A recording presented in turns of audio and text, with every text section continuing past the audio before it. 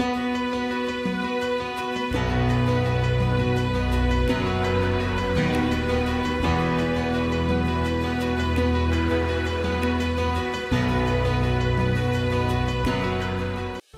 I'm Bob Kamei, Vice Dean of Education at Duke-NUS Graduate Medical School and co-director of the Academic Medicine Education Institute, or AM.EI. I'm really delighted to have with me today an old friend, Professor Bob Wachter from USCF, to share with us some insights on how collaborative teamwork and interprofessional learning can really enhance patient safety. So Bob, you're known as one of the pioneers in hospital medicine and patient safety. Maybe you can give us some of the insights on the culture of medicine and how that impacts on patient safety. Culture is dominant. It's a critical issue. I think when we started this, I don't think we fully appreciated the role of culture. I didn't learn anything about culture in my training, and I'm not sure you did either. It was sort of a foreign concept to us. We thought that if care was unsafe, that we could fix that with things like checklists and computer systems and standard procedures.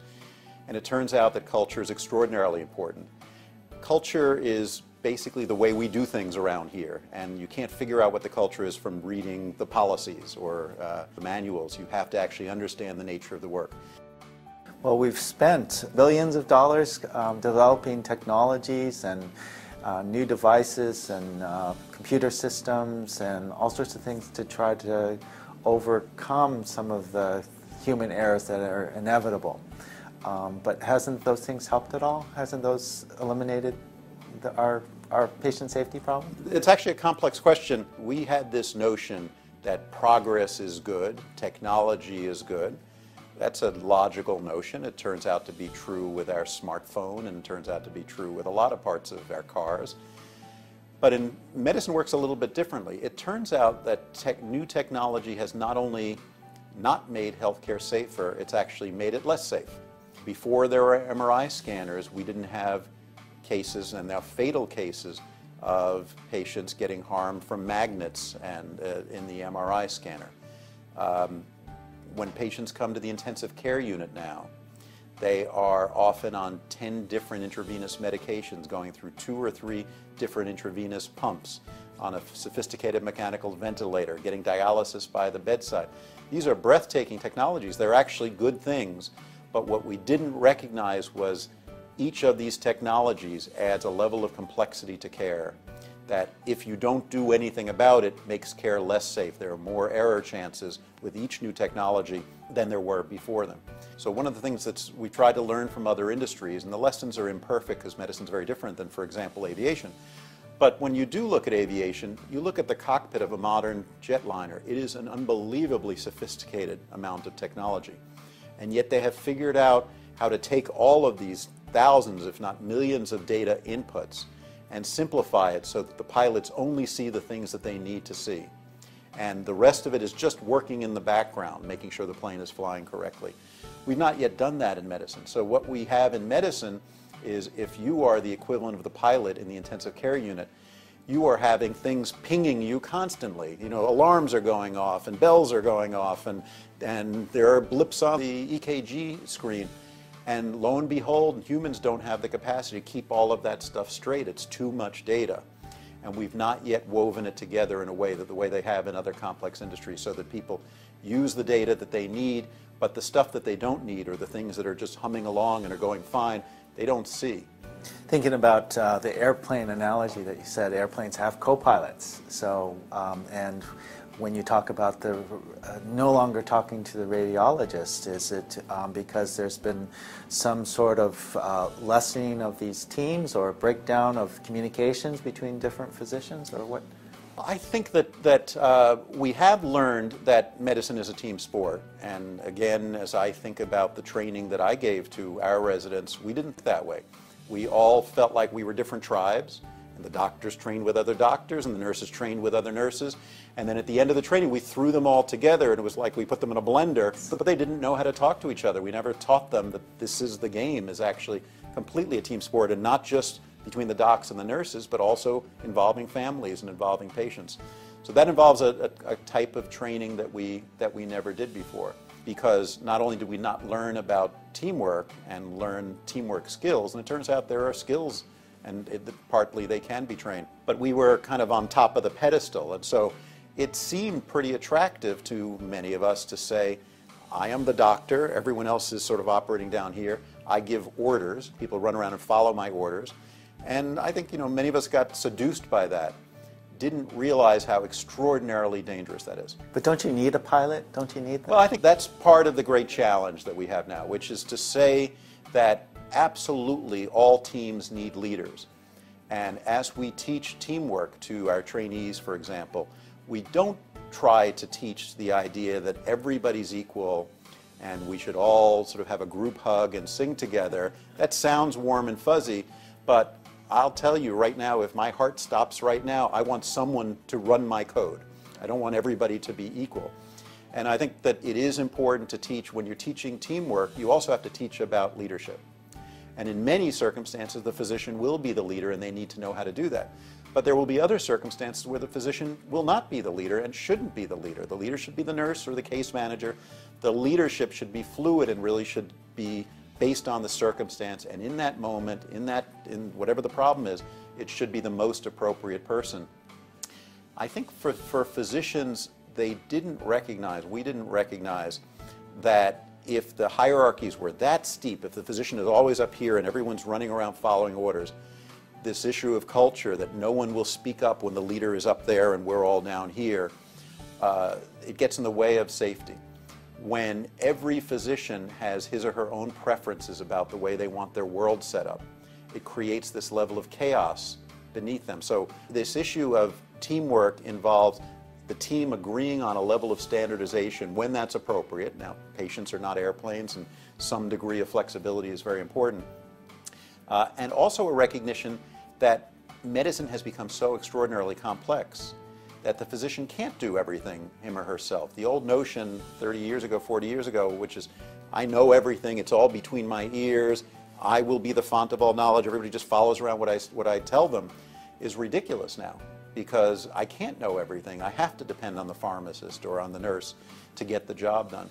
And so it's our obligation as educators to figure that out, to train, not to train doctors to not be leaders. It's important that leadership skill is just as important as teamwork skill. But one of the things leaders do is they recognize that this is a circumstance that needs very powerful, in some ways dominant leadership, because we have a problem to solve right now. The patient is coding, we got to do something. It's not a time for democracy or a vote. But most of the times, if that's the way I approach every problem, we can't create an environment where people feel comfortable speaking up to me, where we can problem solve together as a team. And so good leadership is not necessarily all flat in terms of the hierarchy, nor is it necessarily all very vertical where I'm barking orders. It's flexible. And good leaders figure that out, and one of our obligations as teachers is to teach people to figure that out in the given circumstances.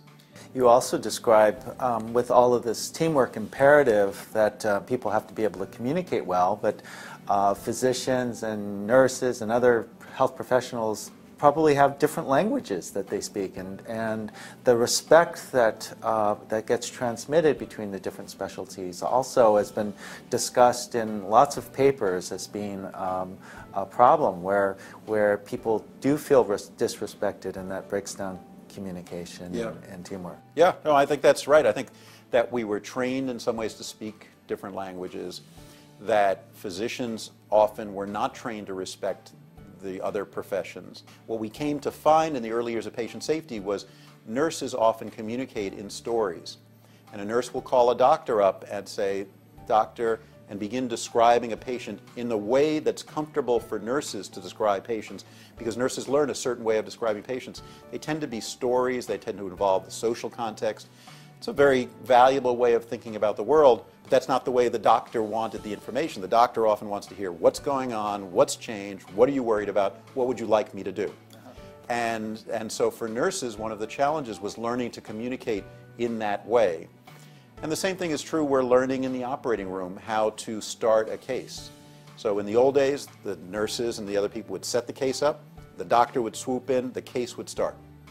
And we've learned that that's extraordinarily dangerous, because in other safer industries, they would never do anything that complex without stopping before they start, everybody taking a deep breath, introducing themselves to each other, which in some ways liberates people to recognize, yes, we're all part of a team together. It's okay if I speak up if something seems wrong. Go through a checklist to be sure that we have the right equipment, we're doing the right procedure on the right patient. And so in the beginning, a lot of surgeons said, this seems kind of silly, going through a checklist, introducing myself. And it's actually been studied when they introduced the surgical checklist, it has markedly lowered the mortality rate of patients undergoing surgery. Even with that, when a study was done a couple of years ago and they asked surgeons, what do you think of this idea of using a checklist, doing a timeout before the surgery starts? About half the surgeons said, I still think this is kind of dumb, I don't want to do it. Then they asked the same surgeons, if you were having surgery, would you want your surgeon to use the timeout and use the checklist? And about 95% of the surgeons say, yes, I would want my surgeon to do it, even though I'm not sure I fully buy into it. So I don't need it. I don't need it because I'm pretty flawless myself, but for that other person, yeah, he or she might need it.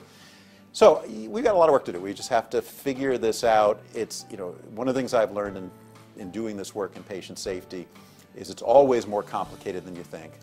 We always come in and think we have the silver bullet. It's either it's a checklist, it's a new policy, it's a computer, it's all of it. And there's also this squeezing balloons phenomenon that when you fix one thing, something pops out the other end. We shorten the number of hours that residents work. That's good. I remember falling asleep driving home a few times when I was a resident, but we've now doubled the number of handoffs. So we now have to think of doing handoffs better. We have these computer systems. That's great, but we're now seeing new errors caused by computer systems. In the US now there's far better and more supervision of trainees than there ever was before. I think that's great and I think it's healthy, but now we're hitting a concern that we're graduating trainees from their training without having given them the independence that they need at the end of their training to go out and be on their own. But what other aspects of education that we should be thinking about to make our patients safer?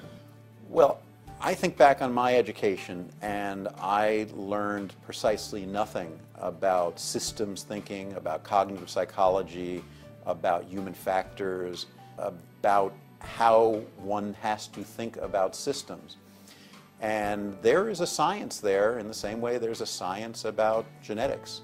I think we've neglected to teach that science. And so part of the art of teaching this work is, yes, there's a body of knowledge, and it's actually a very exciting, interesting, complex body of knowledge. A lot of it does not come from medicine. It comes from people who've studied aviation or the nuclear power industry or cognition and how humans think and how humans make errors and cognitive biases. It's a very rich, interesting body of literature, and it's, I believe, no less important that our trainees learn it than that they learn biochemistry and molecular biology. So we have to teach that. The second reason I think teaching it is so important is that we also have to teach our trainees that the great doctor of the future is someone who not only is a terrific doctor treating the individual patient, but also someone who instinctively thinks about the system of care that they work in and knows how to and cares deeply about improving that system over time. So I think the training of students, residents, and others is not only a body of knowledge that they need to know, but also a new mindset that this is actually part of my professional responsibility, and this is what a good doctor of the future looks like. Not just that old style of individual patients, but making the system work better. A lot of the field of patient safety and quality is in projects, is in, okay, I've identified a system that doesn't work. The way we discharge patients doesn't work. The process of ordering a medication has about 100 steps in it, and the chances that all the steps are going to be correct in any given patient is really, really small. We have to make that system better, clean it up. So we have to figure out a way of teaching our trainees how to do that. And I don't think there's any substitute for actually giving them a set of problems to work on. So what we're now doing at UCSF is our students and our residents, part of their curriculum is not only a foundational training in safety and quality, but actually taking a problem of a clinical area that doesn't work well or we've identified as being unsafe because we saw an error, and sort of setting them loose on it with mentorship. And they organize the committees and they develop the processes to try to fix it, and they try to implement the solutions, and they find that it hits a political wall and they say, that didn't work, let me try something else. I think the only way to learn that is experiential, like everything else in medicine, and you have to build in those experiences. That probably is the hardest thing of all, I mean, everything else is hard, but teaching the foundational curriculum is relatively easy. Changing the nature of the wars and what they experience, that's pretty hard. But trying to figure out how to build in these experiences is very tricky, partially just logistically, like finding the time for them to go to a number of committee meetings in a row and participate in a meaningful way. One of the things that we've done in our residency is we've built in time. They have a 2-week safety curriculum, so a safety quality curriculum. They get a foundational part of it, and then we do a group project. So a year, a class will pick a project. We're going to improve the discharge process this year, or we're going to improve the way we communicate with primary care doctors, or the way we manage certain laboratory tests. And it will weave itself through the entire year, so when interns come on to their 2 weeks, they'll participate in a chunk of it. And then as a group at the end, we sort of roll it all out and celebrate all of their participation in it. I think that's actually more manageable than the idea that every single one of them is going to run a project and then working out logistics. That's really tricky. Well, Bob, you've given me a number of great ideas. Oh, good.